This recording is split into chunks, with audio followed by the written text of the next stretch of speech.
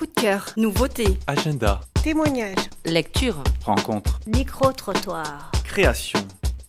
Les bibliothèques de Perpignan Méditerranée Métropole présentent Les podcasts de Résolu.net. Au creux de l'oreille, votre nouvelle fenêtre sur la culture. Bienvenue dans ce nouveau podcast sur les faciles à lire. Nous rencontrons Hélène Giroux, responsable du Centre Ressources, Illettrisme et Apprentissage du français sur les Pyrénées-Orientales. Elle va vous expliquer ce nouveau service récemment mis en place à la médiathèque de Perpignan.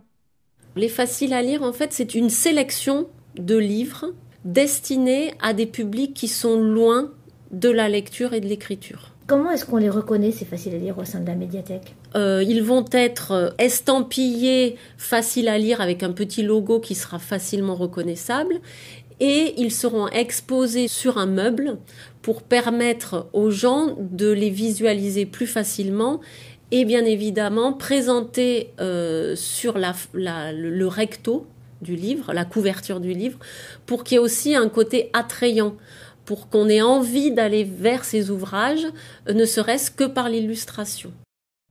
Les 10 droits du lecteur, selon Daniel Pénac. Le droit de ne pas lire, le droit de sauter des pages, le droit de ne pas finir un livre, le droit de le relire. Alors Hélène, tu nous disais que les faciles à lire, ça pouvait se décliner sur plusieurs types d'ouvrages. Donc qu'est-ce qu'on peut trouver par exemple ? On peut trouver beaucoup de choses, on peut trouver de la BD sans texte, on peut trouver du documentaire, on peut trouver aussi du livre de recettes, des romans, on peut aussi trouver des documents spécialement conçus. Tout sera concentré, on va dire, sur ce meuble facile à lire, avec vraiment la couverture mise en avant et tout type de support pour contenter tout type de public en fonction de ses affinités. Le droit de lire n'importe quoi. Le droit au bovarisme, maladie textuellement transmissible. Et pour la forme, qu'est-ce qu'il y a de spécifique pour ces livres sur la forme alors ? Des phrases courtes, un texte aéré, une police relativement grosse, sans empattement, c'est-à-dire que c'est des lettres qui sont dessinées, qui sont simples. Il y a aussi du chapitrage. Le nombre de pages est limité. Il peut y avoir aussi des illustrations pour venir appuyer la compréhension du texte. Et du coup, ça, pour moi, c'est la forme. Et dans le fond, c'est les types de sujets qui sont abordés. C'est des sujets qui ne sont pas du tout infantilisants, même si on va choisir de l'album jeunesse, de la littérature jeunesse. C'est un sujet qui va correspondre à des thématiques qui sont intéressantes pour les adultes. Donc aux adultes qui sont pas forcément de langue française d'origine, donc ça peut être un public du coup étranger. Oui, ça s'adresse vraiment à toutes les personnes qui sont éloignées de la lecture et de l'écriture.